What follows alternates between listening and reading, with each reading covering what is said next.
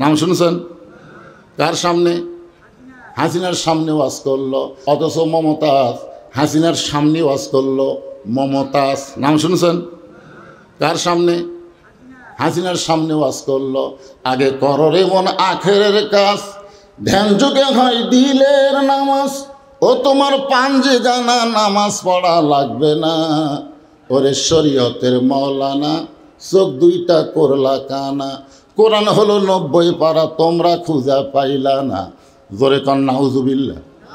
কোরআন কয় পারা? জোরে বলেন কয় পারা? অথচ সংসদে এতগুলো মানুষ, কেউ কোনো কথা বলল না। মুসলমান ওয়াজ করেছ, এগুলো ওয়াজ ইসলামে জায়েজ নাই। ওই মুসলমান বেদুইন সাহাবি বলতেছে, আমির আল মুমিনিন, আমি যে 3টা ওয়াজ করেছি আপনারা বুঝতেই পারেননি। আপনারা বলেন তো, ফিলিস্তিনে মুসলমান মরতেছে না জান্নাতি হচ্ছে?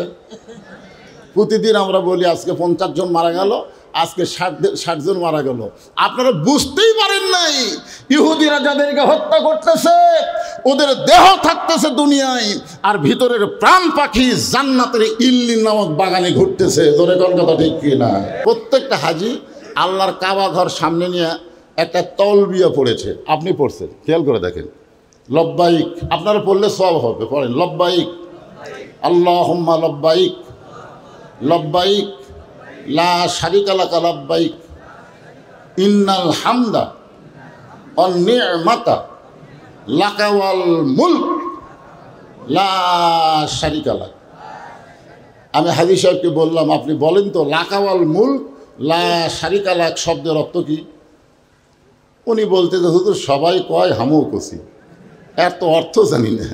বললাম এর বাংলা অর্থ হলো রাজনীতির ভিতরে, রাজত্বের ভিতরে একমাত্র আল্লাহ ছাড়া অন্য কাউকে স্বীকার করি।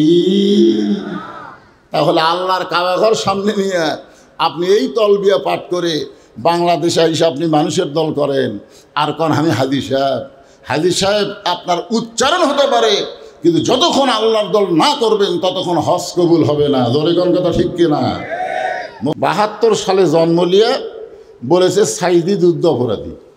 বিচারক জিজ্ঞাসা করেছে তোর জন্ম কখন? কয় 72-এ। সাইদি অকাম করছে কখন? কয় 71-এ। তো 71-এ অন্যায় করলো, 72-এ জন্ম নিয়ে কেমনে বলিস? কয় বাপ মার মুখে শুনেছি, সেটাই বলতেছি। না দেখা জিনিসে সাক্ষী দেওয়া যাবে? যাবে? নেতারা বলতেছে যে ধর্ম লিয়া হুজুরা ব্যবসা করতেছে, ইসলামে কোনো রাজনীতি নাই, কোরআনে কোনো রাজনীতি নাই। অথচ যেই সূরা থেকে আমি তেলাওয়াত করতেছি, এই সূরাটার নামই হলো সূরাই মুলক। জোরে বলেন কথা ঠিক কিনা? এখানে প্রমাণ হলো রাজত্ব, রাজনীতির সূরা যদি কোরআনে থাকে তাহলে কেমনে বলবে ইসলামে রাজনীতি নাই? ইসলাম রাজনীতির মধ্যে নাকি ইসলাম নাই। এক হাজী সাহেব আমার কয়, হুজুর আপনাকে ওয়াজ আমি শুনবার চাই না। আমি বললাম কারণ কি? বলে আপনার ওয়াজ আসে এখানে রাজনীতি করেন। আমি কইলাম আপনি তো হজ করবার যাও রাজনীতি করছেন। তখন কয় না হুজুর, আমি তো হজ করবার যাও রাজনীতি করিনি।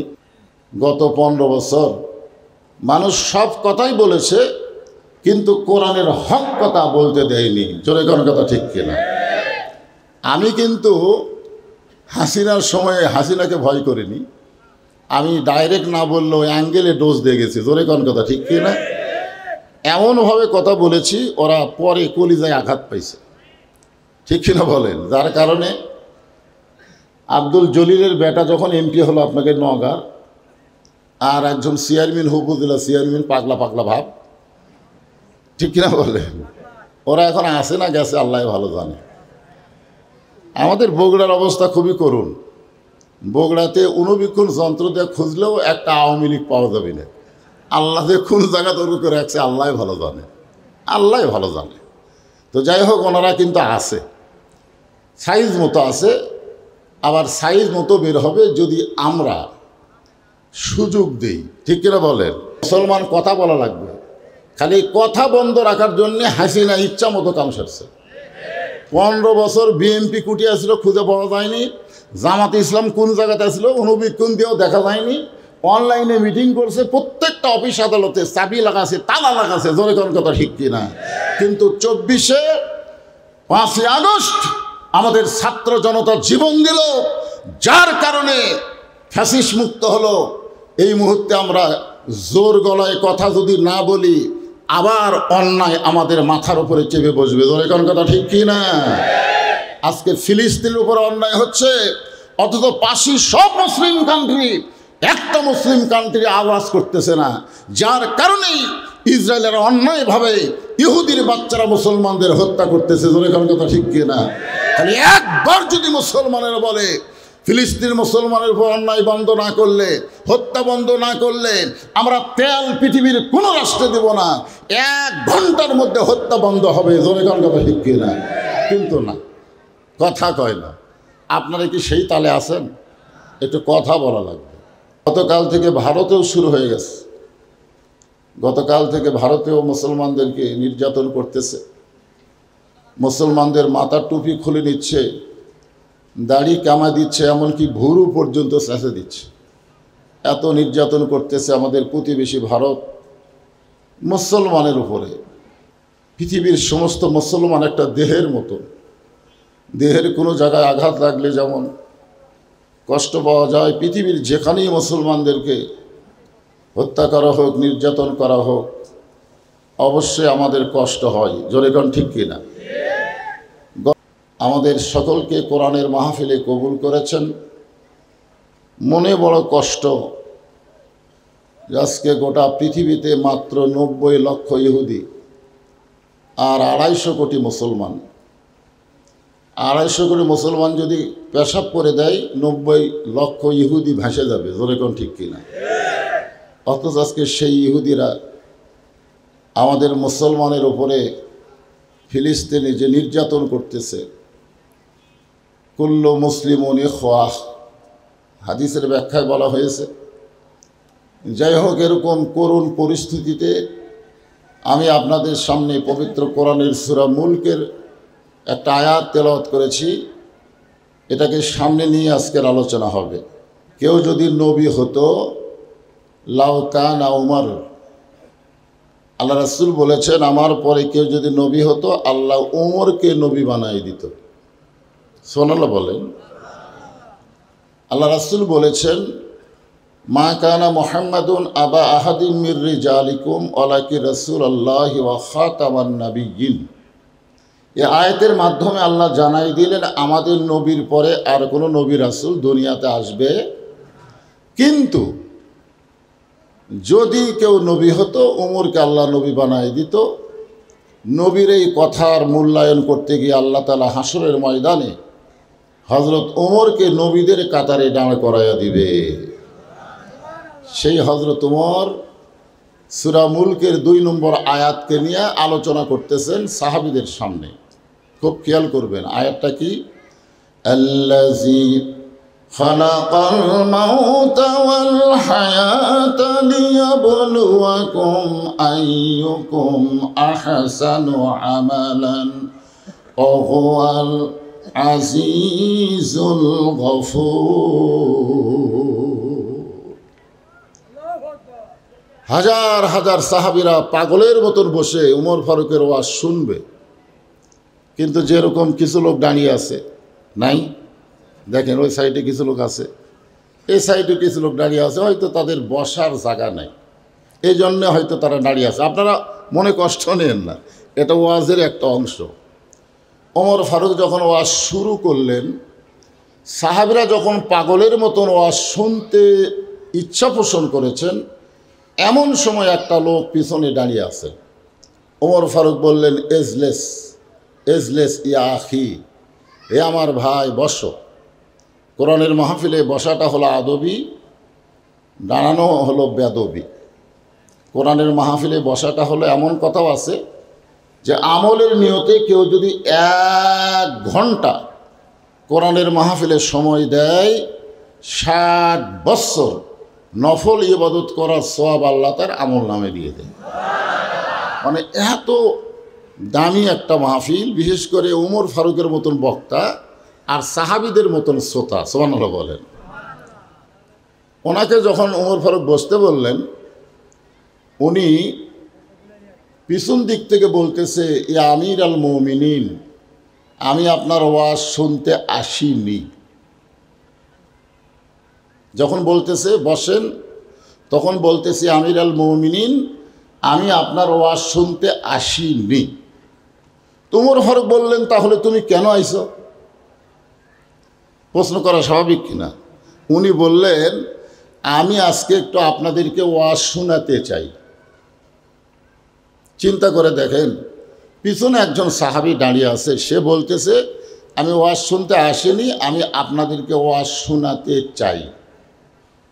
সমস্ত সাহাবীরা তো খেপে গেছে, কিন্তু আল্লাহর কোরআনের শাসন যখন দুনিয়াতে চালু থাকে তখন প্রত্যেকটা মানুষকে কথা বলার অধিকার দিতে হবে। জোরে কোন ঠিক কি না? ওমর ফারুক বললেন, তুমি চলে আসো আমার কাছে। যে লোকটা পিছনে দাঁড়িয়ে আছে ওনাকে ওমর ফারুক বললেন, তুমি আমার কাছে চলে আসো। প্রত্যেকটা সাহাবী নড়ে চড়ে মাঝখানে রাস্তা করে দিলেন। সুবহানাল্লাহ বলেন। লোকটা যখন উমর ফারুকের কাছে আসলেন, উমর ফারুক তার পরিচয় শুনতে চাইলেন, যে তুমি যে আমাদের ওয়াজ শোনাবা, তুমি কি দাওরা পাস না টাইটেল পাস? তুমি কি কোরআনের হাফেজ না হাদিসের হাফেজ? এগুলো পরিচয় শুনতে চাইলেন না। উনি শুনতে চাইলেন তোমার পরিচয় কি? তিনি বললেন, মিল্লাতা আবিকুম ইব্রাহিম হুয়া সাম্মাকুমুল মুসলিমিন। আমার পরিচয় হলো আমার জাতির পিতা ইব্রাহিম, আর তিনি আমার নাম রেখেছে মুসলমান। জোরে কান সুবহানাল্লাহ। ওমর ফারুক চমকে উঠছে।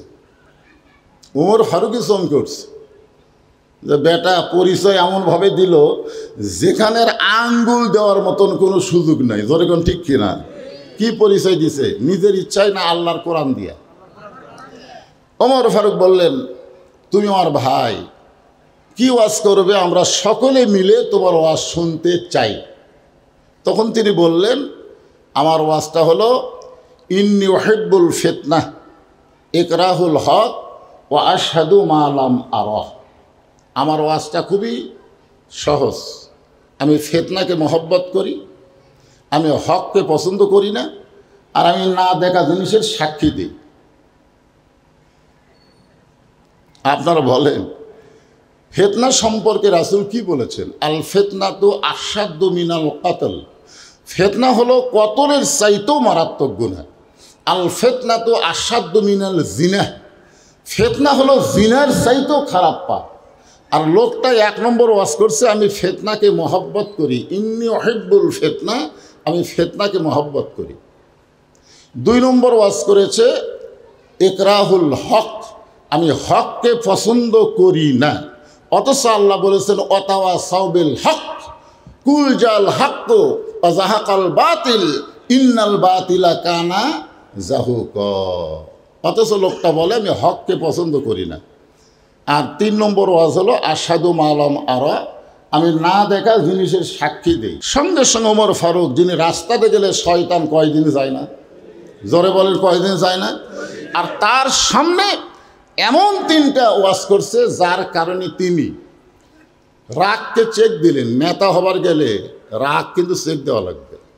আল্লাহর কোরআনের নেতা যখন হবে তখন দেখবেন তাদের রাগ থাকলেও তারা রাগ চেক দিবে। বাংলাদেশে যারা মানুষের আইন মানে এই সমস্ত নেতারা কিন্তু রাগ চেক দিবার পারে না। হ্যাঁ, খালি কথা বলে না। 550 টাকার গোস্ত পরে হাটে নিবে গেছে 600 টাকা।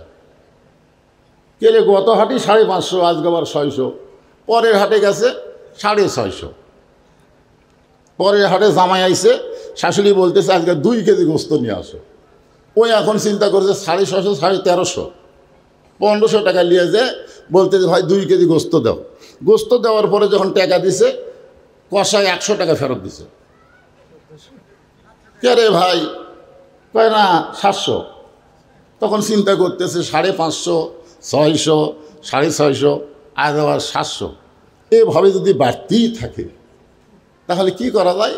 ওই আস্তে করে গোস্তের টোপলাটা থুয়ে ওখানে কষায় দাও আছিল, খপ করে নিছে। ওই যে দাও থাকে না গোস্ত কাটার, দাওটা নিয়ে যার উপরে গোস্ত কাটায় খাটাত মারছে লাত্তি। লাত্তি মারা কষার ঘাড়ের ওপর দাও ধরে বলতেছে এখন বল কত করে কেজি? কষায় বলতেছে আপনি যা দিবেন আপনার কাছে কোনো দরদাম নাই। তার মানে বোঝা গেল অন্যায় অবশ্যই আমাদের কাছে আসবে না, যদি আমাদের জবান ঠিক থাকে, জোরে কোন কথা ঠিক কিনা? হ্যাঁ, জবান দিয়েছে আল্লাহ, আল্লাহর জন্য জবানকে খুলতেই হবে। মুসলমান একটু মনোযোগ দিয়ে শুনবেন। ওমর ফারুক বললেন, ভাইজান তুমি যে ওয়াজটা করেছো এইটা ইসলামে না জায়েজ, এমন ওয়াজ মুসলমান কোনোদিন করতে পারে না। অথচ মমতাজ হাসিনার সামনে ওয়াজ করলো। মমতাজ নাম শুনছেন? কার সামনে? হাসিনার সামনে ওয়াজ করলো। আগে কররে মন আখেরের কাজ, ধ্যান যুগে হয় দিলের নামাজ। ও তোমার পাঞ্জে জানা নামাজ পড়া লাগবে না। ওরে শরীয়তের মৌলানা চোখ দুইটা করলা কানা। কোরআন হলো 90 পারা, তোমরা খুঁজা পাইলা না। জোরে কন নাউজুবিল্লাহ। কোরআন কয় পারা? জোরে বলেন কয় পারা?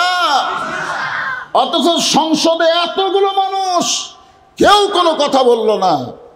মুসলমান ওয়াজ করেছো, এগুলো ওয়াজ ইসলামে জায়েজ নাই।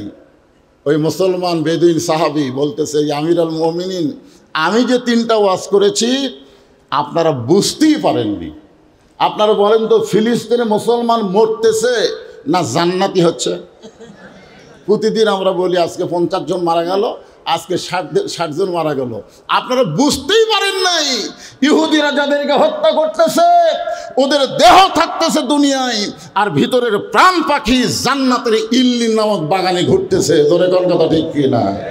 আল্লাহ কোরআনে বলেন, ওয়ালা তাকুলু লিমান ইউকতালু ফি সাবিলিল্লাহি আমওয়াতুন বাল আহইয়াউ ওয়ালাকিন লা তাশউরুন।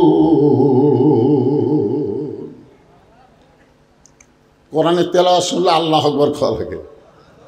হ্যাঁ, আপনার বলেন তো এই আয়াতে আল্লাহ কি বলতেছেন? এই আয়াতে আল্লাহ বলতেছেন, আল্লাহ রাস্তায় যাদেরকে হত্যা করা হয় তাদেরকে তোমরা মৃত্যু বলো না। তাহলে ফিলিস্তিনের মুসলমান কি মারা যাচ্ছে? আল্লাহ বলতেছেন মৃত্যু বলো না, বরং আমি আল্লাহ বলতেছি তারা চিরজীবিত।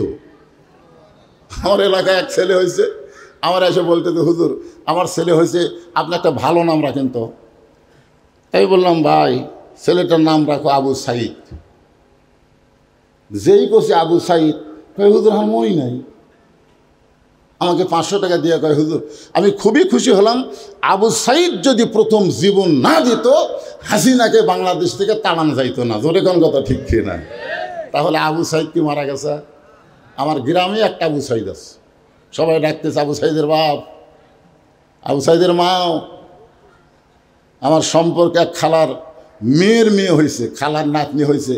আমারে কইছে, তুই মৌলানা বাবা একটা ভালো নাম রাখো তো। আমি বললাম, খালা অনেক দিন পরে যখন নাতনি হয়েছে খুশি হয়ে নাম রাখেন হাসিনা।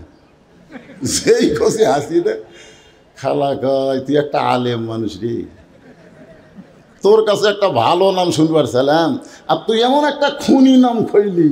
তার মানে বোঝা গেল আবু সাইদ মরে নাই, আর হাসিনা বেঁচে থাকতে পচে গেছে। তোর কোন কথা ঠিক কি না? বোঝা লাগবে। আমি যে 3টা ওয়াজ করছি আপনারা কেউ বুঝবার পারেন নাই। সমস্ত সাহাবীরা রাগে দাঁত কটমট করতেছে। ওসমান গনি দাঁড়িয়ে বলতেছে, এই পাগল, এতগুলো সাহাবী, বিশেষ করে হযরত ওমর ফারুক এত বড় জ্ঞানী, যার সম্পর্কে আল্লাহ তাআলা কোরআনে 23টা আয়াত নাজিল করেছে। সুবহানাল্লাহ বলেন। হযরত ওমরের শানে আল্লাহ কোরআনে কয়টা আয়াত নাজিল করছে? 23টা আয়াত আল্লাহ ওমরের সম্মানে শানে নাজিল করেছে। আর তুই বলিস আপনারা বুঝতে পারেন নাই। ওমর ফারুক দেখলেন সমস্ত সাহাবীরা যে খেপা খেপছে, এখন যদি এদের মধ্যে ছেড়ে দেওয়া হয় তাহলে গণ ধলাই দিবে। ধরে কোন কি ধলাই? আর গণ ধলাই মানে কি বাঁচা থাকার চান্স আছে? ওমর ফারুক হিকমত অবলম্বন করে ওই বেদুইন সাহাবীকে কারাগারে বন্দি করলেন। কারাগারে বন্দি করলেন। যিনি 3টা খারাপ ওয়াজ করেছে তাকে কারাগারে বন্দি করলেন। এশার নামাজ পড়ে হযরত ওমর যখন বাড়িতে গেলেন, আল্লাহ রাসূল বলেছেন, এশার নামাজ আদায় করার পরে তোমরা বেশি লম্বা সময় নষ্ট করবা না। এশার পরে খাওয়া দাওয়া করে তোমরা ঘুমিয়ে যাবে, কারণ ফজরের জামাত আর তাহাজ্জুদের মহব্বত বিশাল দুইটা ইবাদত রাতের বেলায় তোমাদের অপেক্ষায় আছে। সাল্লাল্লাহু বলেন, একটা হলো তাহাজ্জুদের মহব্বত আর ফজরের ইবাদত। তাহাজ্জুদ কিন্তু ইবাদত না, তাহাজ্জুদ কি? মহব্বত। জোরে বলেন, তাহাজ্জুদ কি? আপনারা বলেন তো, মহব্বতের ব্যাখ্যা আর ইবাদতের ব্যাখ্যা কি? ইবাদতের ব্যাখ্যা হলো, ইবাদতের বিনিময়ে মানুষ জান্নাত চায়। মানুষ কি চায়? জান্নাত চায়। আর মহব্বতের ব্যাখ্যা হলো, মহব্বতের বিনিময়ে মানুষ আল্লাহ চায়। আপনারা বলেন তো, কোনটা ভালো? আল্লাহ পাওয়া ভালো না জান্নাত পাওয়া ভালো? বুঝতে পারতেছেন? জান্নাত পাইলে আবার আল্লাহর কি দরকার? এক বান্দা আছে তাহাজ্জুদের মহব্বতের সেজদায়, আল্লাহ ডাকতে বলে, তুই যতই সেজদা দে আর যতই নামাজ পড়, তোর ঠিকানা হলো জাহান্নাম। যতই নামাজ পড় তোর ঠিকানা জাহান্নাম। ও তখন মাথা তুলে বলতেছে আলহামদুলিল্লাহ। আল্লাহ কয়, কে রে পাগল, তোকে জাহান্নামের কথা কইলাম, তুই আলহামদুলিল্লাহ বলিস? আল্লাহ, তুমি তাও আমাকে একটা জায়গা দিলে। আমি এতদিন মনে করতাম আমার জায়গাই নেই, তুমি তো আমার জাহান্নাম দিলে, তাও জনগণকে বলতে পারবো জাহান্নামত আমার জায়গা আছে রে। আল্লাহ কয়, পাগলা, জাহান্নামে গেলে তুই পুড়ে যাবি, তোর কষ্ট হবে। মহব্বতের পাগল বলতেছে, আল্লাহ তুমি কি মনে করছো জাহান্নামত আমি একলা যাব? আল্লাহ কয়, তোর সঙ্গে জাহান্নামত কে যাবে?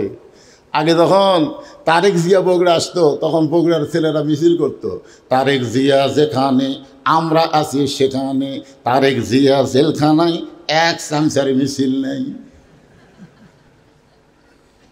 পাগল চিল্লায় বলে, আল্লাহ তুমি নজর করে দেখো আমার কলিজার মধ্যে তোমার মহব্বত। আল্লাহ বলে, পাগল শুনে নে, আমার মহব্বত যদি কারো কলিজার মধ্যে থাকে, সে যদি জাহান্নামেও যায়, আমি জাহান্নামকেও জান্নাত বানায়া দিব। লোকটা বলতেছে, আমি জানি তো। আল্লাহ বলে, তুই কেমনে জানিস? বলে, আমার জাতির পিতা হযরত ইব্রাহিম। নমরুদ এত কষ্ট করে আগুন জ্বালালো, আর সেই আগুনের মধ্যে ইব্রাহিম যখন পড়ে গেল, আগুন ঠান্ডা কে করে দিল? তো আপনি কেন আগুন ঠান্ডা করে দিলেন? আপনি বলেন তো, আল্লাহ ইব্রাহিমের জন্য আপনি আগুন কেন ঠান্ডা করে দিলেন? কারণ আপনি জানেন ইব্রাহিম একলা পুড়বি না, ইব্রাহিমের মধ্যে আল্লাহর মহব্বতও পুড়ে যাবে। জোরে কোন কথা ঠিক কিনা? আর দুনিয়ার কোনো শক্তি কোনো মহব্বতের লয় ক্ষয় করতে পারে না। জোরে কোন সুবহানাল্লাহ। ওমর ফারুক এশার নামাজ আদায় করে বাড়িতে গিয়ে যখন খাবার বসলেন, ওমর ফারুকের বিবির একটা নিয়ম ছিল, স্বামীকে খাবার দিয়ে দূরে দাঁড়িয়ে থেকে স্বামীর খাওয়া দেখা। সুবহানাল্লাহ। দূরে দাঁড়িয়ে থেকে স্বামীর খাওয়া দেখতেন ওমর ফারুকের বিবি। কেন দেখতেন? যে ওমর ফারুক প্রত্যেক দিন খাওয়ার পরে তার বিবির জন্যই আল্লাহর কাছে দোয়া করতেন, আল্লাহ যে বউটা আমাকে কষ্ট করে রুটি হালুয়া তৈরি করে দেয়, আল্লাহ আমি সেই বউকে নিয়ে জান্নাতে থাকতে চাই। আপনি কোনোদিন দোয়া করছেন? খালি সুবহানাল্লাহ তো বলেন, দোয়া করছেন? নামাজের পরে দোয়া করতেছে, আল্লাহ আমাকে জান্নাত দিও, আল্লাহ জান্নাতে একটা হুর দিও আল্লাহ। বউ খালি কান ফেলা শুনতেছে, কে রে হুর কি? মোনাজাত শেষ হলে স্বামী বলতেছে, কে হবে স্বামী, তুমি জান্নাত চাইলে ঠিক আছে, কিন্তু হুর হুর হলো সুন্দরী, তোর মতন বেয়া চাই না। দুনিয়াতে তোরে পাইছি, মরার পরে তোকে আর চাই না, জান্নাতে হুর চাই। বউ কয়, এত কষ্ট করে আমি তার খেদমত করি, আর সেই বেটা আমারে চাই না, হুর চাই, আর খেদমত করে আমার লাভ কি? পরের দিন বউ নামাজ পড়ে দোয়া করতেছে, আল্লাহ আমাকে জান্নাত দিও, আল্লাহ জান্নাত একটা হুরে দিও। স্বামী কয়, কে রে বউ হুরা কি? বলে, হুরা হলো সুন্দর যুবক, তোমার মতন পাও ফাটা না। এখন বলেন তো, স্বামী স্ত্রীর মধ্যে মহব্বত হবে না গন্ডগোল হবে? ওমর ফারুকের বিবি দূরে দাঁড়িয়ে দেখতেছেন, ওমর ফারুক খাবার সামনে নিয়ে দোয়া পড়তেছেন। খাবার সামনে পাইলে ইচ্ছা মতো খাইলে হবে না, নবীর তরিকা হলো আল্লাহুম্মা বারিক লানা। এদিকে খেয়াল করেন ছেলেরাই, কোন দিকে খেয়াল করতেছে? খাবার সামনে পেলে দোয়া আছে না নাই? কি দোয়া? আল্লাহুম্মা বারিক লানা ফিমা রাযাকতানা ওয়া কিনা আযাবান নার। বিসমিল্লাহ বরকাতিল্লাহ বলে রুটি ছিঁড়ে যেই মাত্র হালুয়া নিয়ে মুখে দিবে, এমন সময় ইন্নাল্লাহা ইয়ামুরুকুম আন তুআদ্দুল আমানাতি ইলা আহলিহা ওয়াইজা হাকামতুম বাইনান নাস আন তাহকুমু বিল আদল। আল্লাহর কোরআন বলতেছে, ওমর রুটি হালুয়া নিয়ে তো ভালোই খাবার চাচ্ছ, কিন্তু যাকে কারাগারে বন্দি করছো সে খাইছে কিনা একটাবার খবর নিছো? জনগণের গণধোলাই থেকে বাঁচানোর জন্যে যাকে তুমি কারাগারে বন্দি করে রাখলা সে খাইছে কিনা তার খবর নিছো? তুমি তার খবর না নিয়ে কেমনে খাও? ওয়াইজা হাকামতুম বাইনান নাস আন তাহকুমু বিল আদল। জোরে কর সুবহানাল্লাহ। সঙ্গে সঙ্গে হযরত ওমর খাওয়া বন্ধ করে দিয়া রুটি আর হালুয়া টোপলা করে ওই বেদুইন সাহাবীর কাছে গিয়ে বললেন, ভাইজান এই দেখেন আপনার খাবার হাজির। বেদুইন সাহাবী কারাগারের ভিতরতে খাবার নিয়ে বলতেছে, আল্লাহর কোরআন দিয়ে যখন রাষ্ট্র চলবে তখন নেতার খাওয়া না হইলেও জনগণের খাওয়া ঠিক মতো হবে। সাল্লাল্লাহু আলাইহি ওয়াসাল্লাম।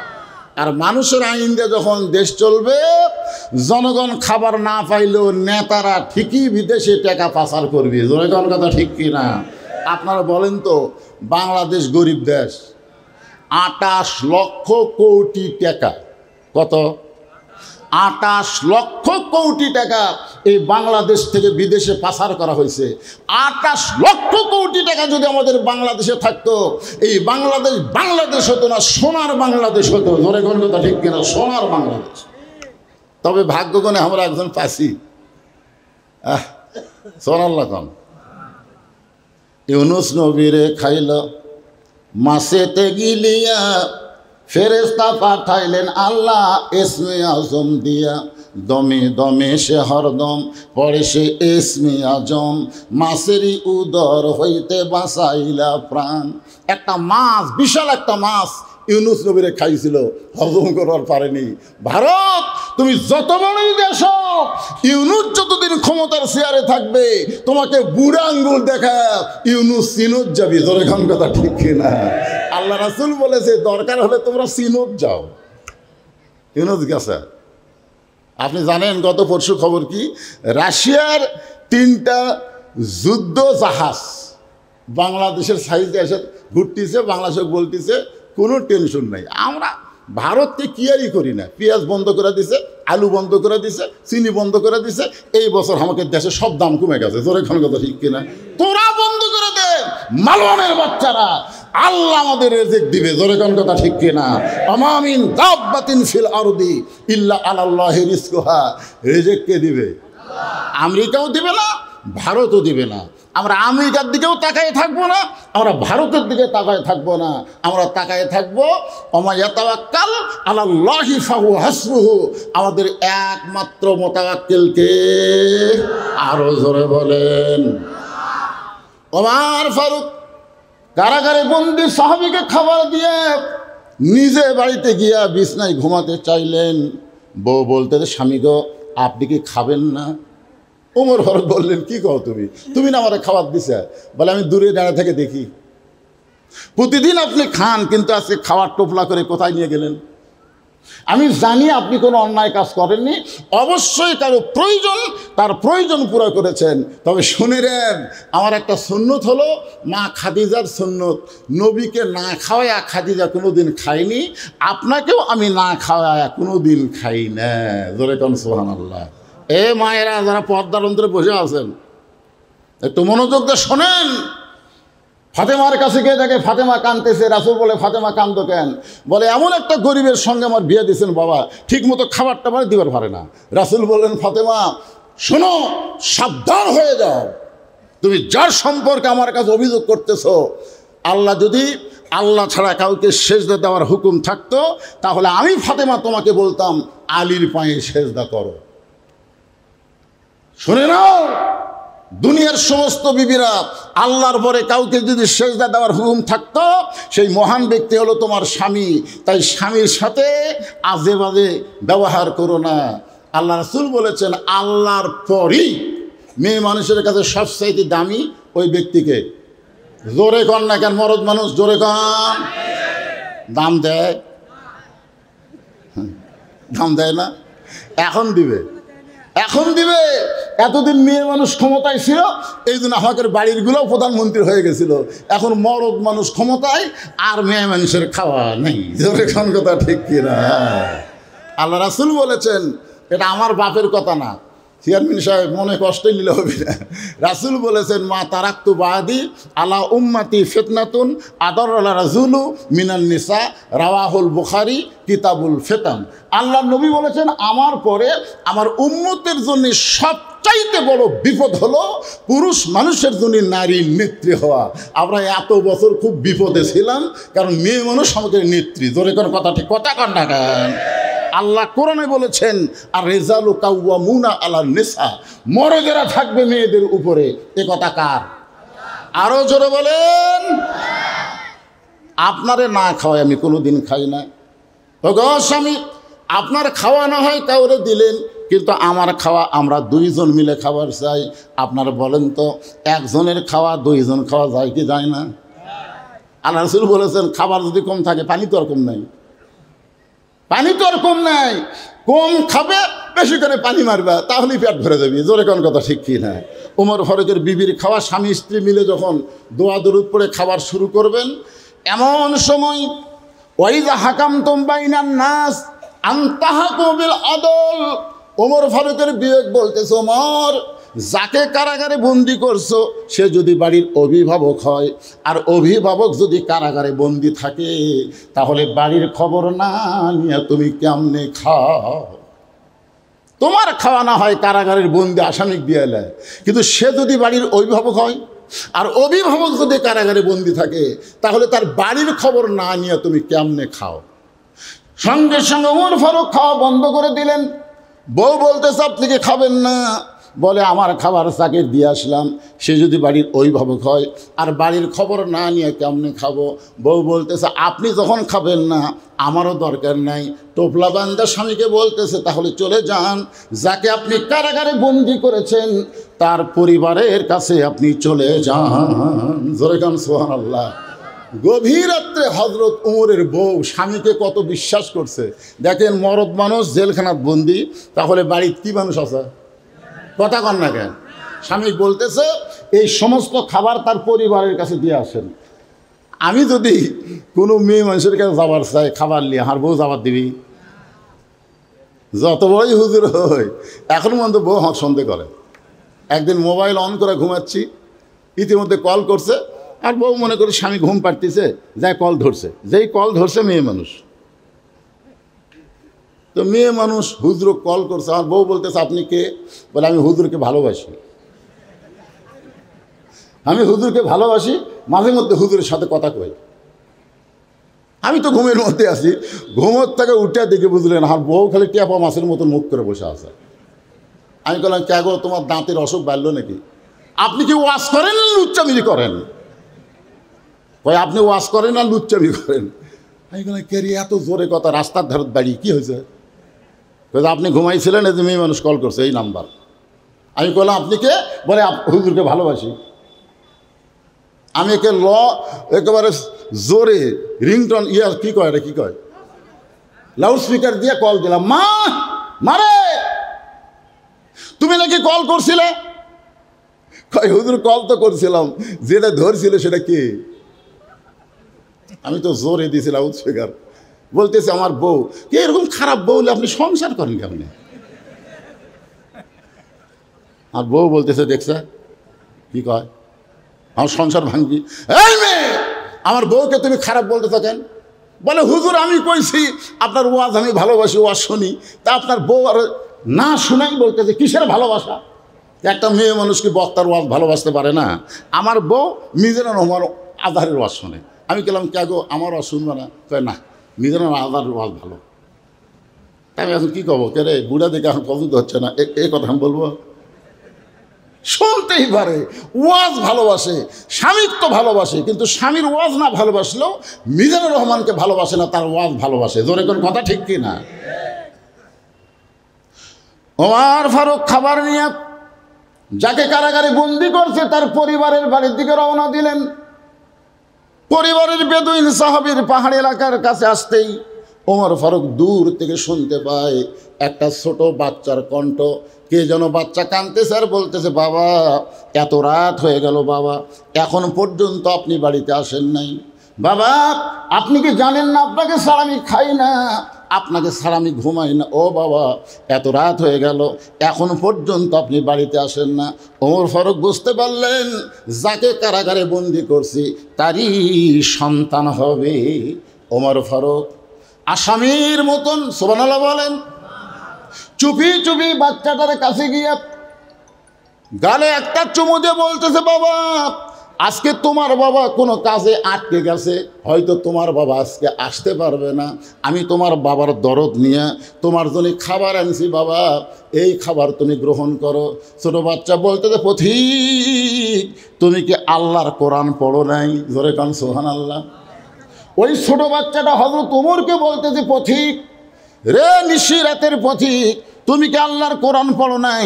আল্লাহ কোরআনে বলতেছেন, ওয়াকাদা রব্বুকা আল্লাহ তা'বুদু ইল্লা ইয়াহু ওয়া বিল ওয়ালিদাইনি ইহসানা। কে রে, এই দূরে কি সিজার করা নাকি রে?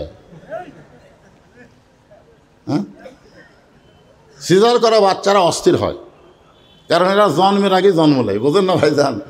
আমার দাদি আমাকে কয়, তো মায়ের পেট থেকে বার করার সময়, ভাই রে তোর মায়ের এতই কষ্ট, তোর মাথা লম্বা হয়ে গেছিল, মানে টানে বার করতে আমার মাথা লম্বা হয়ে গেছিল, পরে মাথা থেবে থেবে গোল করছে।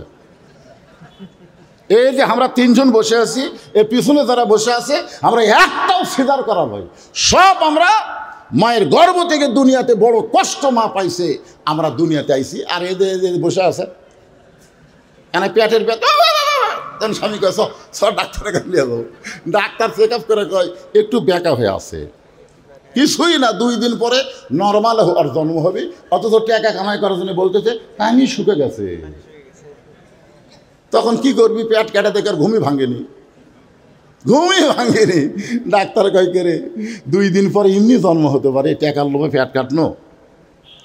তখন 3-4 ডাক্তার একত্রে বলে ঘুম ভাঙার লাগবে। তো তখন ঘুম কী করে ভাঙায়, পেটের ভিতর থেকে বাইর করে পাও ধরে এইরকম একটা ঘুরান দেয়, মাথার উপর যেই ঘুরান দেয়, এই ঘুরান করে কান্না ওঠে।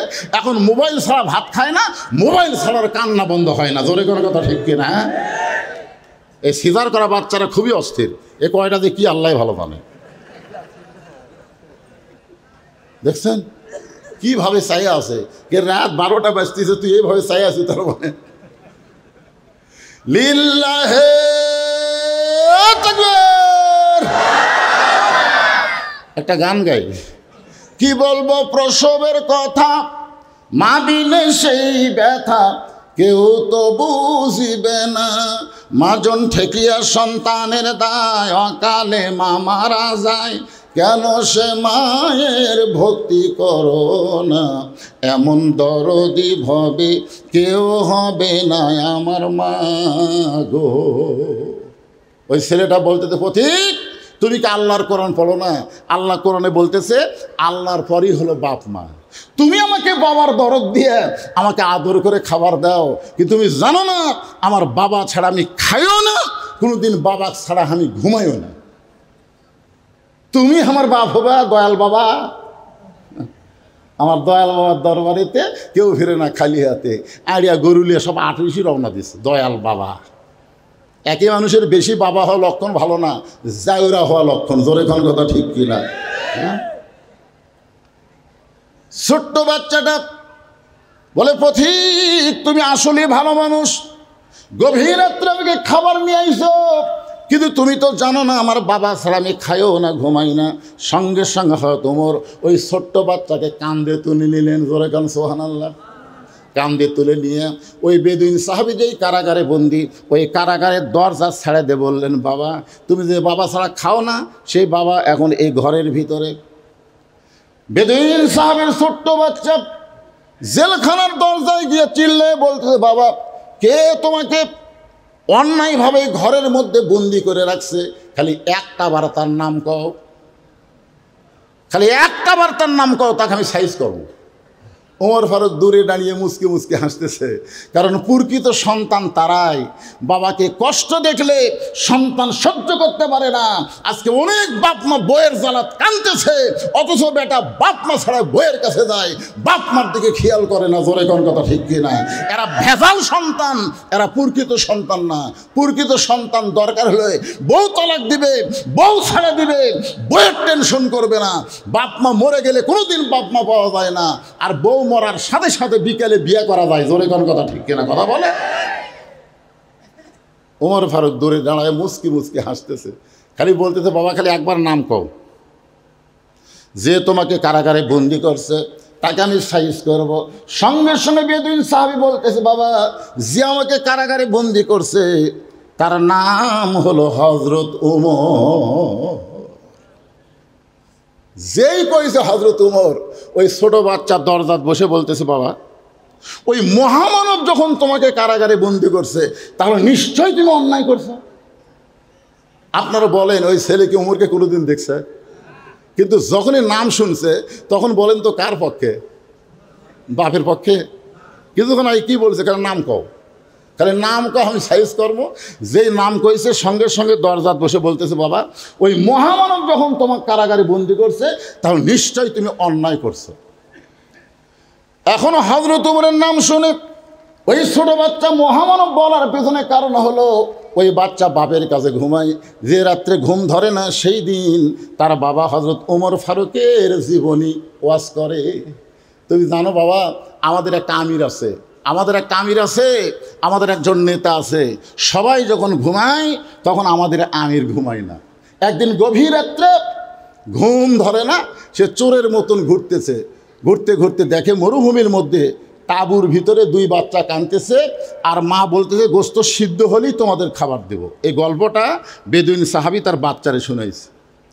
ওমর ফারুক দূরে থেকে চিন্তা করে যে এত রাত হয়ে গেল, দুম্বার গোশত হলে 8 ঘন্টা লাগবে, উটের গোশত হলো বড় জোর 1 ঘন্টা লাগতে পারে, এত গভীর রাত হয়ে গেছে এখন পর্যন্ত সিদ্ধ হয় না, এটা কেমন মা? ওমর ফারুক তাঁবুর নিকটে গিয়ে বললেন, মা তোমার অন্তরে কি কোনো দয়া মায়া নাই? এত গভীর রাত হয়ে গেছে এখন পর্যন্ত তোমার গোশত সিদ্ধ হয় না। মেয়েটা বলতেছে, পথিক আমার বাড়ি হলো ইয়ামিন দেশে, আমি শুনতে পারলাম মদিনার খলিফা ওমর অত্যন্ত ভালো মানুষ, আমার 2টা এতিম বাচ্চাকে নিয়ে বিকেলবেলা ওমরের দরবারে যাওয়ার চাই, কিন্তু এত মানুষের ভিড় আমি ওমরের দরবারে যাবার পারলাম না, আগামীকাল সকালবেলায় যাব। এই নিয়তে তাঁবু টাঙ্গায়া 2টা বাচ্চাকে বুকের মধ্যে নিয়ে আমি ঘুমাবার চাই, কিন্তু আমার 2টা বাচ্চার পেটে এত খিদা লাগছে, ক্ষুধার যন্ত্রণায় বারবার যখন কাঁদতেছে, শুধুমাত্র সন্তানকে সান্ত্বনা দেওয়ার জন্যে আমি পাতিলে পানি আর পাথর দিয়া নিচে আগুন জ্বলায় বলতেছে, বাবা সিদ্ধ হলেই তোমাদের খাবার দিব। আমার কথা শুনতে শুনতে 2টা বাচ্চা ঘুমিয়ে যাবে, সকালবেলা ওমরের দরবারে যাব, কিন্তু এত খিদা আমার 2টা বাচ্চার পেটে লাগছে গো পথিক, আমার মনে হয় রাত বাচ্চা 2টার কাটাবে না। সঙ্গে সঙ্গে ওমর ফারুক বললেন, মা তুমি একটু ধৈর্য ধরো। এক দৌড়ে বাইতুল মালের দরজায় গিয়ে বলে, আসলাম একটা খাবার বস্তা আমার মাথায় উঠে দে।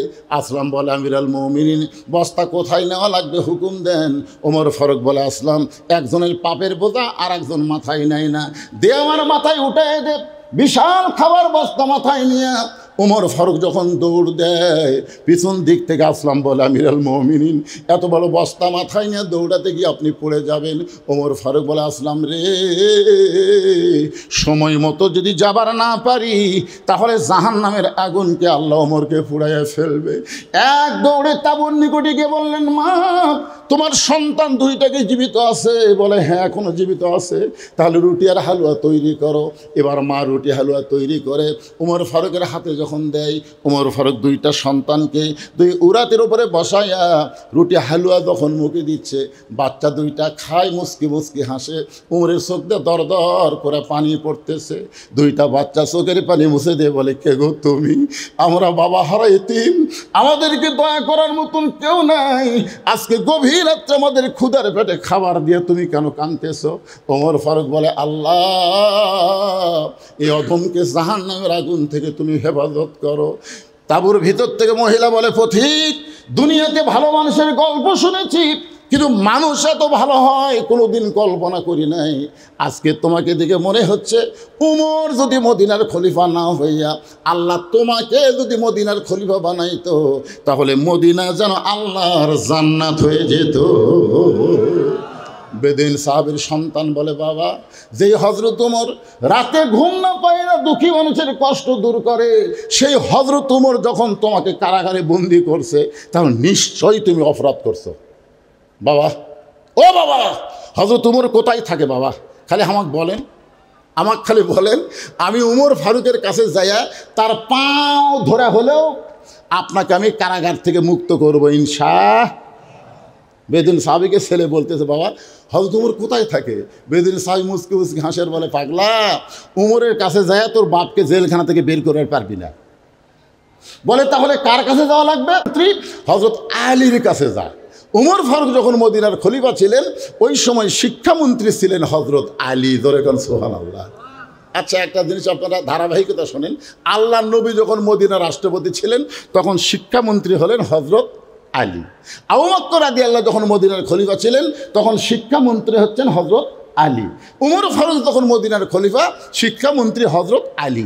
ওসমান গনি যখন মদিনার খলিফা তখনও শিক্ষামন্ত্রী হযরত আলী। ধরে কোন সুবহানাল্লাহ। তাহলে এতগুলা খলিফা পাল্টাচ্ছে কিন্তু শিক্ষামন্ত্রী পাল্টায় না।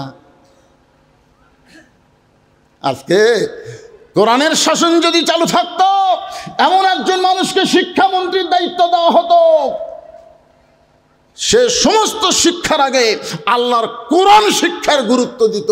খায়রুকুম মান তাআল্লামাল কোরআন ওয়া আল্লামাহ। জোরে বলেন, কথা ঠিক কিনা?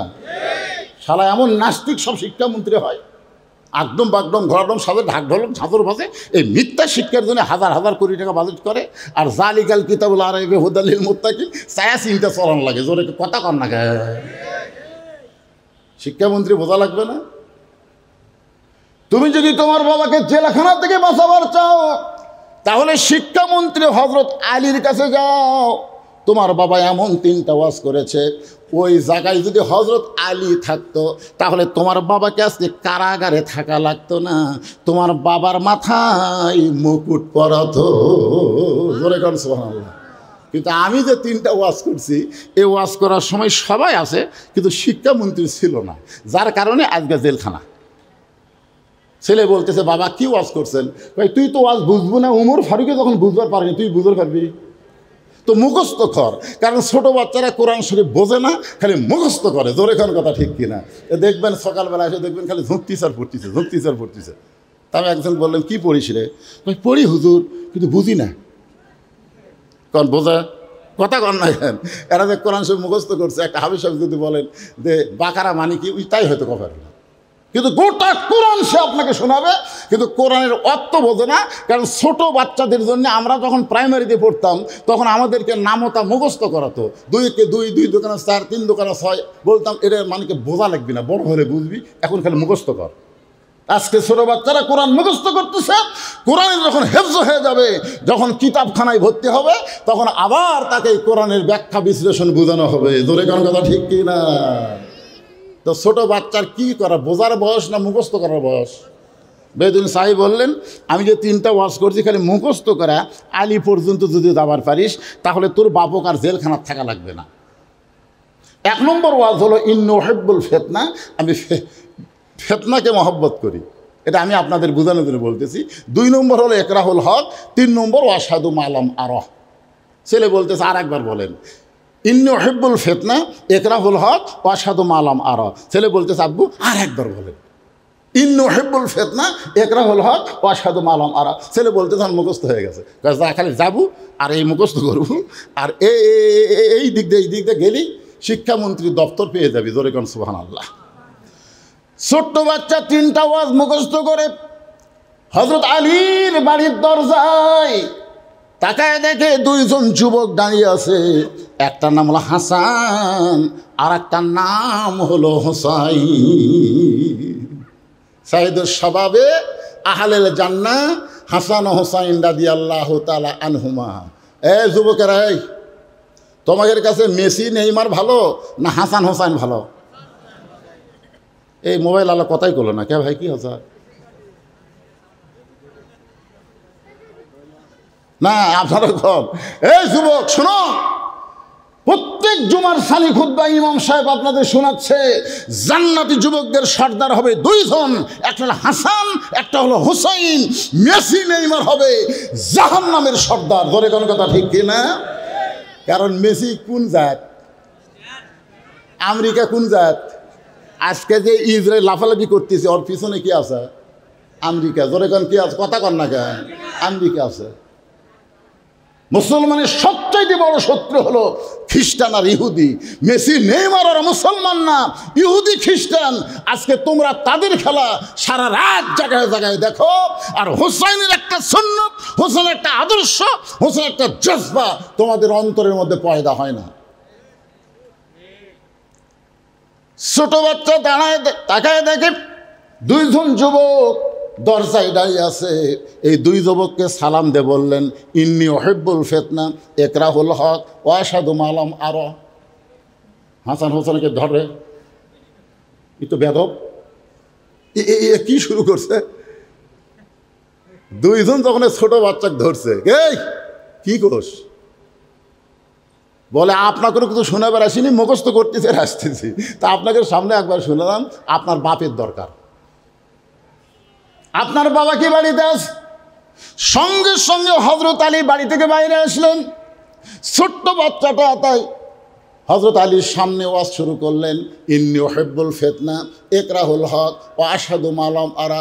সঙ্গে সঙ্গে হযরত আলী ওই ছোট বাচ্চাকে বুকের সঙ্গে জাপটে ধরে কপালে একটা চুমা দিয়ে বললেন, বাবা এত দামি কথা, এত সুন্দর কথা তুমি কোথায় পাইলে?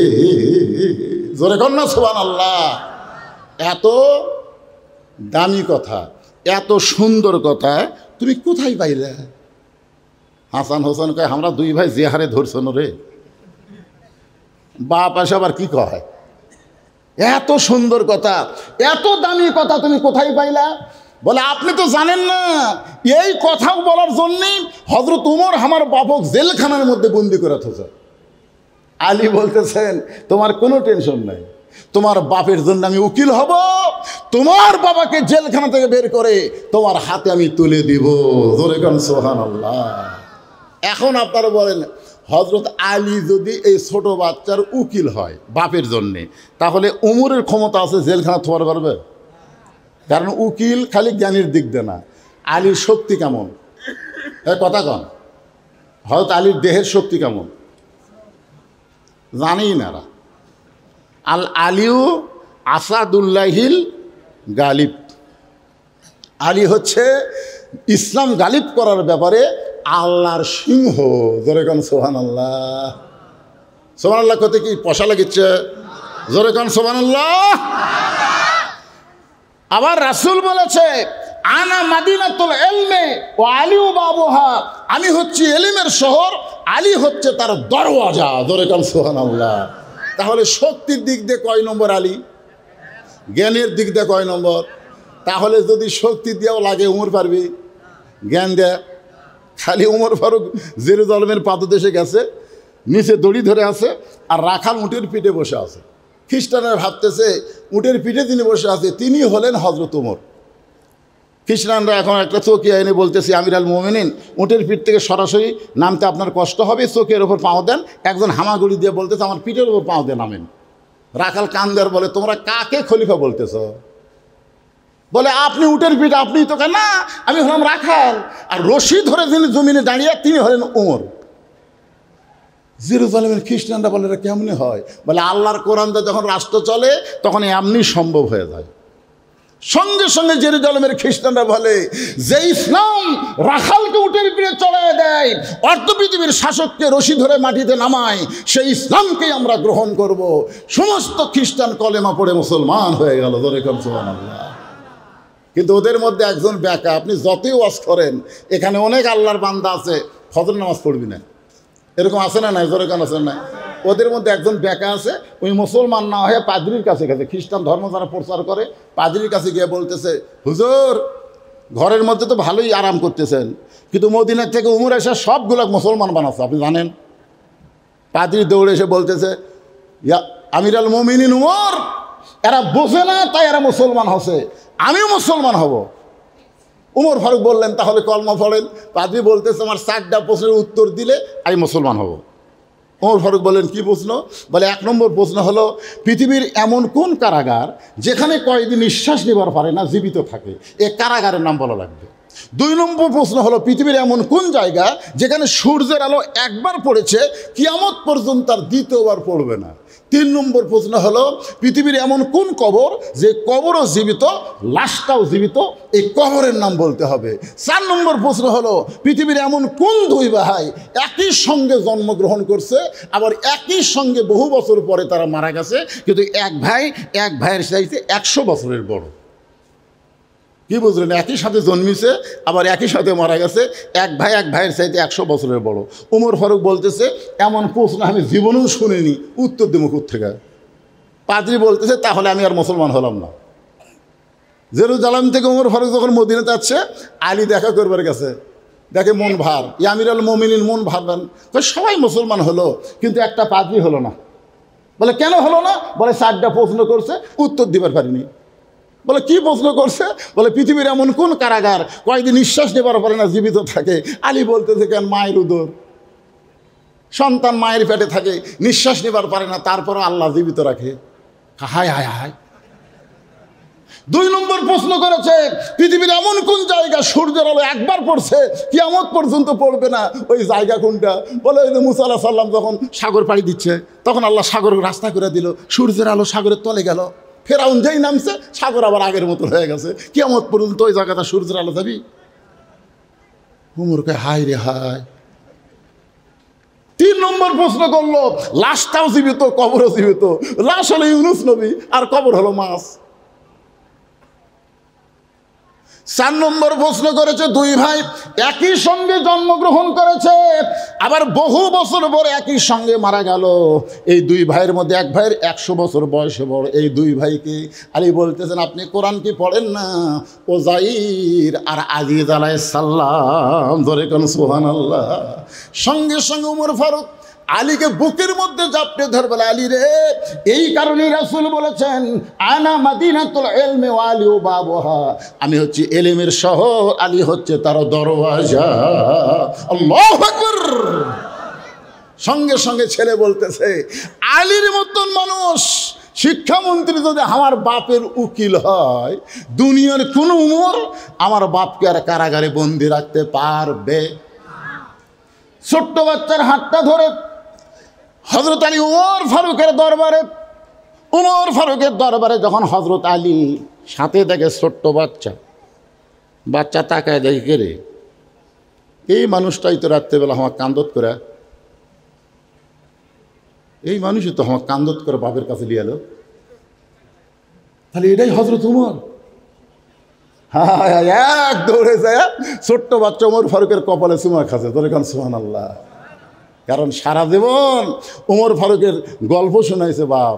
বাচ্চারা যখন না ঘুমায় কিসের হোবার মায়ের কিচ্ছা শোনেন, হোবার মায়ের কিচ্ছা নয়, মোবাইল চালু করে দেন, গেম দেখ, দেখতে দেখতে ঘুমিয়ে দেবে। মহামানবের জীবনী শোনাবেন, আপনার সন্তান মহামানব হওয়ার চেষ্টা করবে। জোরে কোন কথা, ঠিক কথা বলেন। আলী বলতেছে এই ছোট্ট বাচ্চা, যার কপালে চুমা খাইলা সেই মানুষটাই তোমার বাবাকে কারাগারে বন্দি করছে।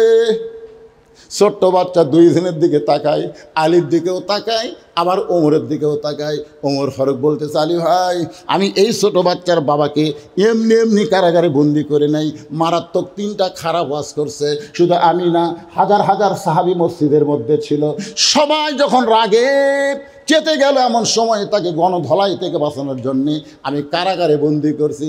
আলী বলতেছে আপনারা বুঝতে পারেন নাই যে 3টা ওয়াজ করেছে, তার চাইতে সুন্দর দামি ওয়াজ আর পৃথিবীতে না।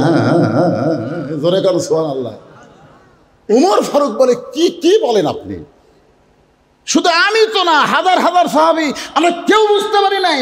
আলী বলতেছেন যেরকম দুনিয়া বাংলাদেশের লোক বলতেছে ফিলিস্তিনের মুসলমান মারা যাচ্ছে, ফিলিস্তিনের মুসলমান মারা যাচ্ছে, বুঝে নাই ওরা মারা যাচ্ছে না, ওরা চিরজীবন লাভ করতেছে। জোরে কোন কথা, ঠিক কিনা? আবু সাইদ মারা গেছে, মুগ্ধ মারা গেছে, যায়নি। এখন এই তিনটা ওয়াজের হাকিকতের অর্থ কি হবে আলী উমর ফারুককে বলে ওই ছোট বাচ্চার বাপকে কারাগার থেকে জেলখানায় থেকে বের করবে। আপনার কি রাত বেশি হয়ে গেছে? শুনবার চান? শুনবার চান? কারা কারা শুনবেন? আল্লাহকে একটু হাত দেখেন তো দেখি। লিল্লাহে তাকবীর। আপনি শুনবেন না? এই আপনি শুনবেন না? হাত তোলেন না কেন? লিল্লাহে তাকবীর, হাত নামান।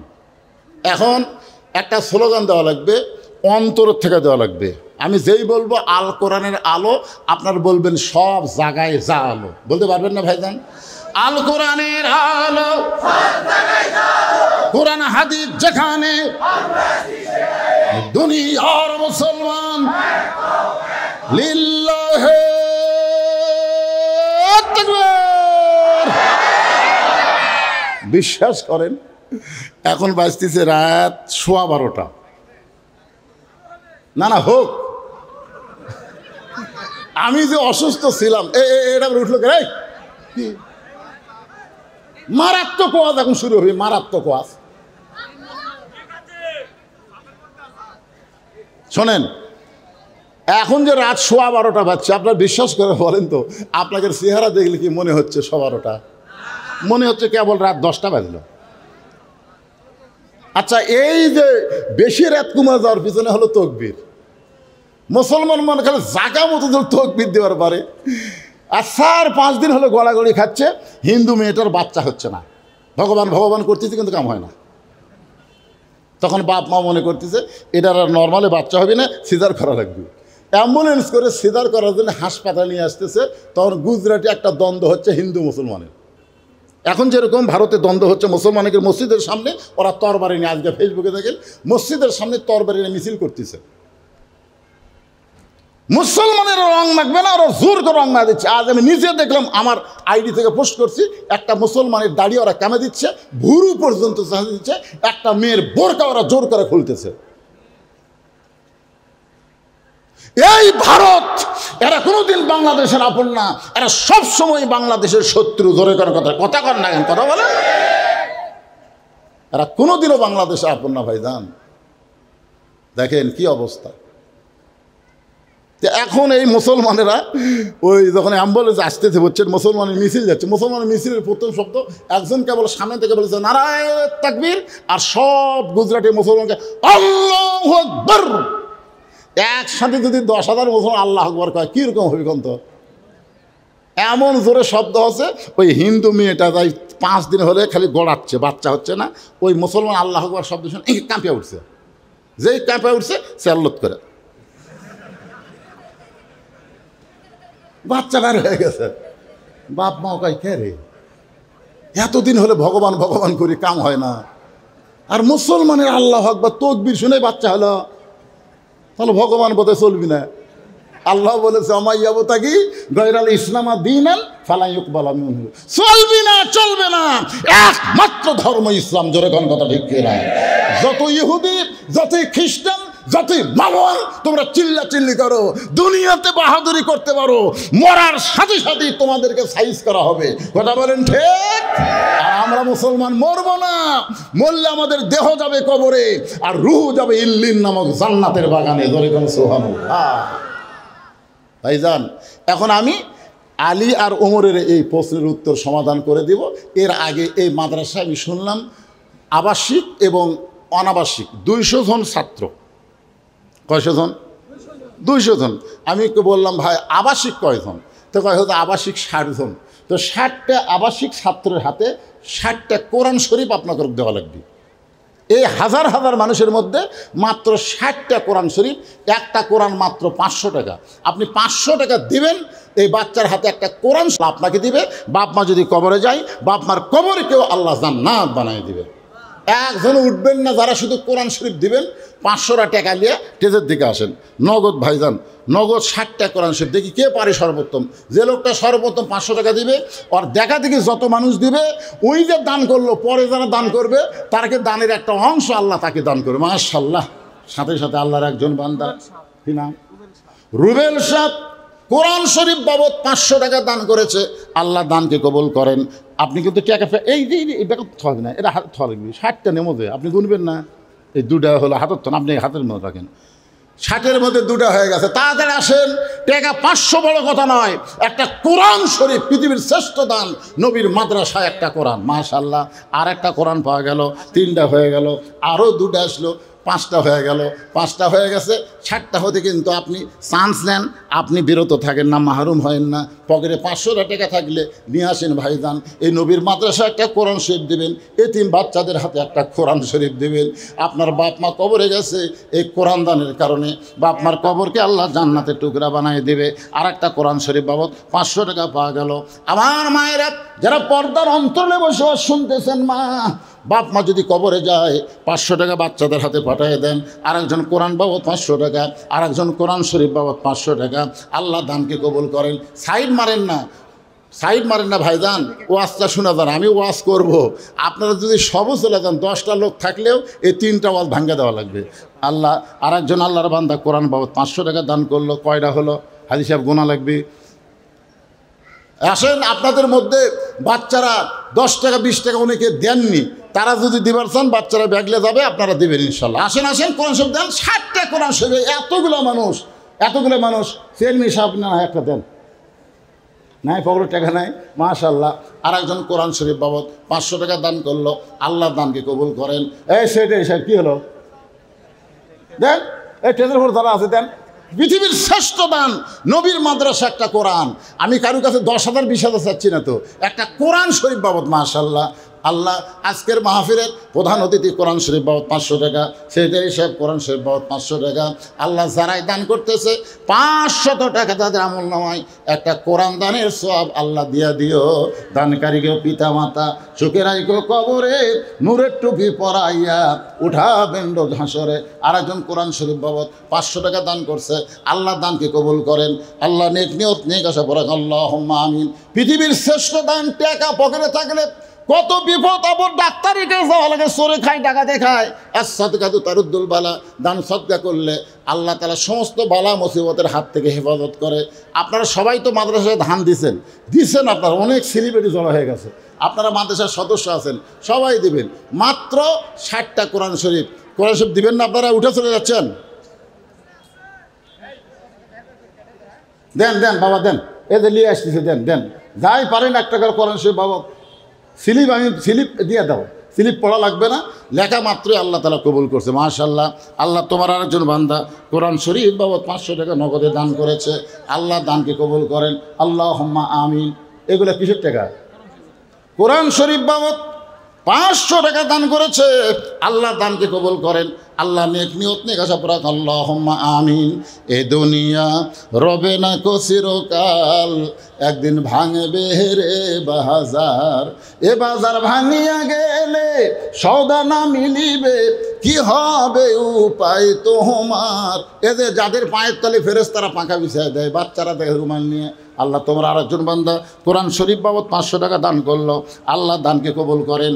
আল্লাহ নেক নিয়ত নেক আশা পরা করেন। বাবা কান্দে, মা কান্দে, কবরে শুয়ে আসে, বাপ মার জন্য একটা কোরআন শরীফ দেওয়া যাচ্ছে না?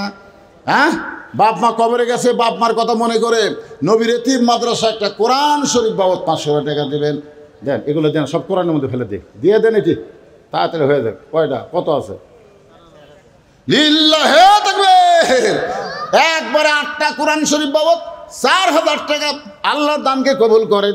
যে নিয়তে দান করলো আল্লাহ তাদের নেক নিয়ত নেক আশা আল্লাহ আপনি কবুল করেন। সবাই একটু জিকির করেন, লা ইলাহা ইল্লাল্লাহ, লা ইলাহা ইল্লাল্লাহ, লা ইলাহা, লা ইলাহা ইল্লাল্লাহু মুহাম্মাদুর রাসূলুল্লাহ। সকলে বলি সাল্লাল্লাহু আলাইহি সাল্লাম। এবার হযরত ওমর বলতেছেন, আলী এত 3টা খারাপ ওয়াজ করছে। আলী বলতেছে, তাহলে আপনার মুখ দিয়ে শুনতে চাই, আপনি বলেন। এবার ছোট বাচ্চা বলতেছে, আপনার যদি মুখস্থ না থাকে, আমার বাবার কাছে 3 বার শুনে আমার মুখস্থ হয়ে গেছে। জোরে খান সুবহানাল্লাহ। ওমর ফারুক ছোট বাচ্চাকে বললেন, কারণ ছোট বাচ্চার স্মরণ শক্তি বেশি না কম? এ কথা কন না, কারণ বেশি না কম? এই ছোট বাচ্চা কি শিখাচ্ছেন? যাদের স্মরণ শক্তি এত বেশি, তাদেরকে আগডুম বাগডুম বাদ দিয়ে আলিফ লাম মিম এর শিক্ষা দেওয়ার চেষ্টা করেন বাজান। ছোট্টবেলায় আপনার বাচ্চা পবিত্র হওয়ার শিক্ষা পাবে। কোরআন শরীফ ধরবার গেলে অপবিত্র অবস্থায় ধরা যাবে না। এই মাদ্রাসায় দিবেন, সর্বোত্তম তাকে পবিত্র হওয়ার শিক্ষা দিবে। জোরে কোন কথা ঠিক কিনা কথা বলেন? হ্যাঁ। 1 নম্বর ওয়াজ, ইন্নী উহিব্বুল ফিতনা, আমি ফিতনাকে পছন্দ করি।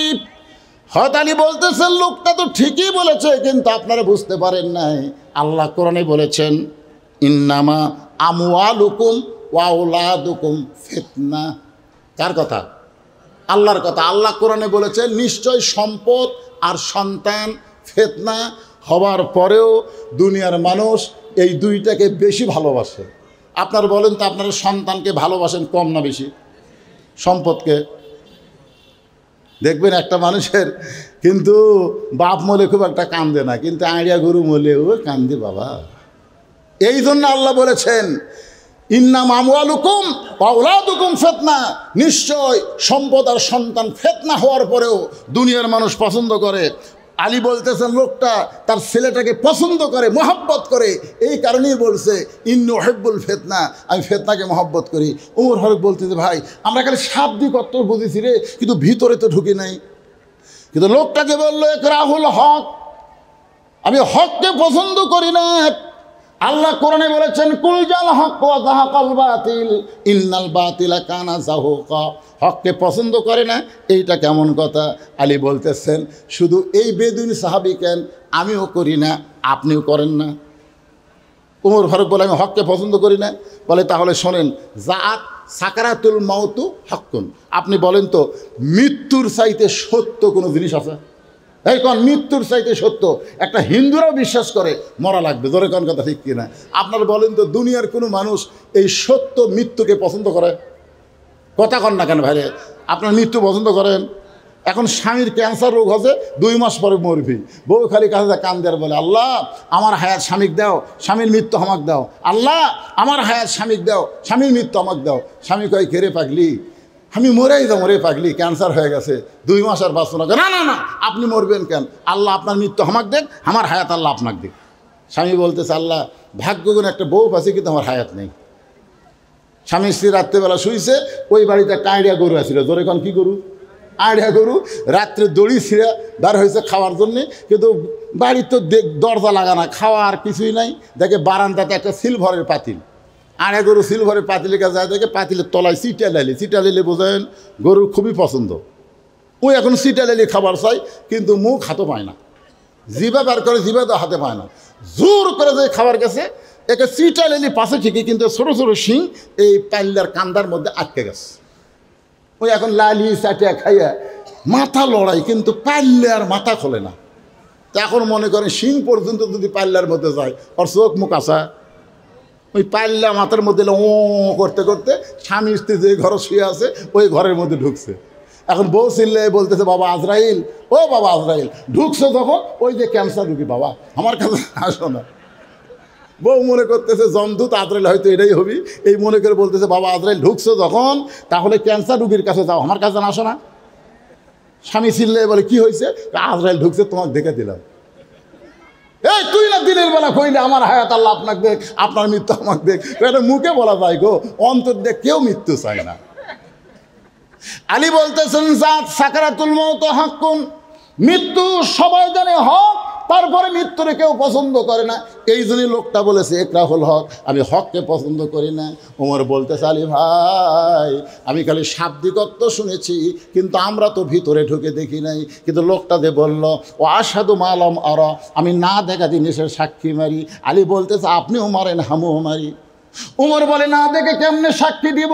আলী বলতেছেন তাহলে আপনি কি পড়েন না আশহাদু আল্লা ইলাহা ইল্লাল্লাহু ওয়াহদাহু লা শারীকা লাহ, আমরা সে আল্লাহর সাক্ষ্য দেই যে আল্লাহর কোনো শরীক নাই। বলেন তো আপনি কোনো দিনকে আল্লাহ দেখছেন? ওমর ফারুক বলে না ভাই দেখি নাই। আলী বলতেছে আমিও দেখি নাই। এই কারণেই লোকটা বলেছে আমি না দেখা জিনিসের সাক্ষী দেই। আল্লাযীনা ইউমিনুনা বিল গায়ব, অদৃশ্যের প্রতি বিশ্বাস স্থাপন করা হলো মুমিনদের বৈশিষ্ট্য। হযরত ওমর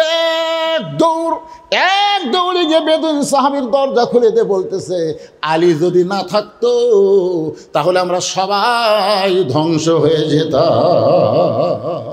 এখন আল্লাহর বান্দারা বলেন এ কোরআনের খালি শাব্দিক অর্থ বুঝলে হবে না, এ কোরআনের ভিতরে ঢোকা লাগবে। এই কোরআন হলো অনুনাজ্জিলু মিনাল কোরআনি মা হুয়া শিফাউ ওয়া রাহমাতুল লিল মুমিনিন। এখন সবাই বলতেছে কোরআন হলো রোগ মুক্তি, কোরআন সুমা খাও, কোরআন তেলাওয়াত করো, কোরআন বুকের মধ্যে লাগাও। কিন্তু আল্লাহ বলতেছেন কোরআন শুধু পড়লে হবে না, কোরআন শুধু সুমা খেলে হবে না, কোরআন বুকের মধ্যে লাগালে হবে না। এই কোরআন দিয়ে তোমাদেরকে সমাজ, রাষ্ট্র, সব কিছু তোমাদের পরিচালনা করা লাগবে। ধরে কোন ঠিক কি না? আমি অসুস্থ শরীর নিয়ে যতটুকু বললাম, আল্লাহ বক্তা এবং শ্রোতা সবাইকে আমল করার তৌফিক দান করুক। সকলে বলি আল্লাহুম্মা আমিন। আর একজন 500 টাকা দান করছে, আল্লাহ কবুল করেন। অনেকে দোয়া চাইছে, সবার জন্য আমি দোয়া করবো ইনশাল্লাহ, সবার জন্যে। অত লোকের নাম ধরে দোয়া করা যাবে না। সবাই ইস্তেগফার পড়ে আস্তাগফিরুল্লাহ রাব্বি মিন কুল্লি জামবি ওয়া তুবু ইলাইহি লা হাওলা ওয়ালা কুওয়াতা ইল্লা বিল্লাহিল আলিয়্যিল আযীম। এইদিকে হলমল করতেছে, দেখছেন আকাশ যে হলমল করতেছে কোন কাল থেকে। এরা যে বসে আছে কষ্ট করে। এই শোনেন, প্রশ্ন শোনেন, হিন্দু ছেলের সাথে কি বন্ধুত্ব করা যাবে? আপনি তাকে ধর্মের আকর্ষণ, নিজের ধর্মের আকর্ষণ যদি তার মধ্যে তৈরি করতে পারেন তাহলে বন্ধুত্ব করবেন। এটা হেকমতের মার দেওয়া। ধরে এখন কী দেওয়া? এ কথা কন না কেন, কী দেওয়া? কিন্তু দুনিয়ার চাহিদা পূরণের জন্যে হিন্দুদের সাথে কোনো বিধর্মীর সাথে বন্ধুত্ব করা যাবে না। কিন্তু আপনার ইসলামের দিকে যদি তাকে টানতে পারেন এই নিয়তে বন্ধুত্ব করা যাবে, কোনো সমস্যা নেই। বিশাল প্রশ্ন বারে। আপনার নিকট একটা প্রশ্ন, দয়া করে বিষয়টি পড়বেন, একটা সংজ্ঞা দিবেন। প্রশ্ন হচ্ছে, যুবক বয়সে বিয়ে করা কি ভুল? তো যুবক বয়সে বিয়ে করবি নাকি বুড়া হলে করবি? একটু পাগলা। একজন যুবককে বাবা মার বিয়ে দেওয়ার দায়িত্ব কখন? একটা যুবকের বিয়ে দেওয়ার দায়িত্ব কখন? যখন যুবক দেখবেন বাড়ির থাকবার চায় না, খালি বেশি ঘরে। যখন বেশি ঘরে আর ঘোরা বন্ধ করবার চাইলে একটা বউ দেওয়া লাগবে। জোরে কোন কথা ঠিক না? আপনার দেখেন তো আপনার ছেলেরা খালি বাইরে থাকে না বাড়ির থাকে? যদি দেখেন বাইরে খালি ঘুরতেছে 3 মাথা 3 মাথা, তাহলে বুঝবেন আর প্রেম রোগ ধরছে। প্রেম করার আগে বিয়ে দিয়ে দেন, অকাম করার আগেই যেন একটা ভালো কাম করে দেওয়ার পারেন, এ খেয়াল করবেন। বুঝছেন? কখনো মনে করবেন না যে আমার ছেলে কামাই করে না। না, আপনি বিয়ে দিয়ে দিবেন, রেজেক দেওয়ার দায়িত্বকে আরও জোরে বলেন আল্লাহ। প্রতি বয়স্ক কোনো যুবক যদি বাহিরে জিনায় লিপ্ত হয় তাহলে তার দায়ভার কার? দায়ভার যাই জিনা করবি তার। এটি বাপ মায়ের দায়িত্ব। আল্লাহ বলেছে কুল্লিল মুমিনিনা ইয়াগুদ্দু মিন আবসারিহিম। তুমি তোমার নজরকে নিচে রাখো, একটা মেয়ের দিকেও তুমি তাকাও না, কি হবে? যেদিন বিয়ে হবে সেদিন বউকে প্রাণ ভরে দেখো। তুমি মনে করতেছে এর কোন এক যুবক শর্ট খাচ্ছে, বাপ মাও বিয়ে করাচ্ছে না।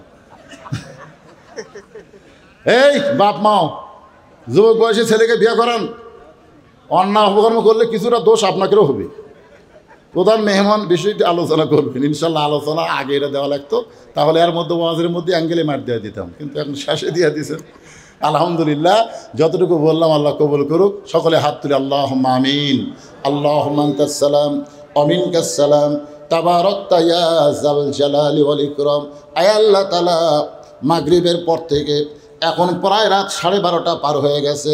এই দীর্ঘ সময় পর্যন্ত তোমার পাগল বান্দা বান্দিরা আরামের বাড়ি ঘুমকে বাদ দিয়া কোরআন হাদিসের মহব্বত কলিজার মধ্যে নিয়ে এই জান্নাতের বাগানে বসে বসে কোরআন হাদিসের আলোচনা শোনার শেষে আমি গুনাহগারের সঙ্গে রহমতের দরজায় ফকির হয়ে দোকানা হাত তুলেছে।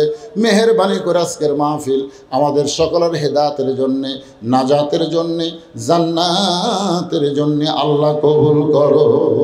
এই মাহফিলের শুরু থেকে শেষ পর্যন্ত যত আলোচনা হয়েছে আল্লাহ, এর মধ্যে যদি ত্রুটি হয়, ভুল হয়, মাফ করে দাও।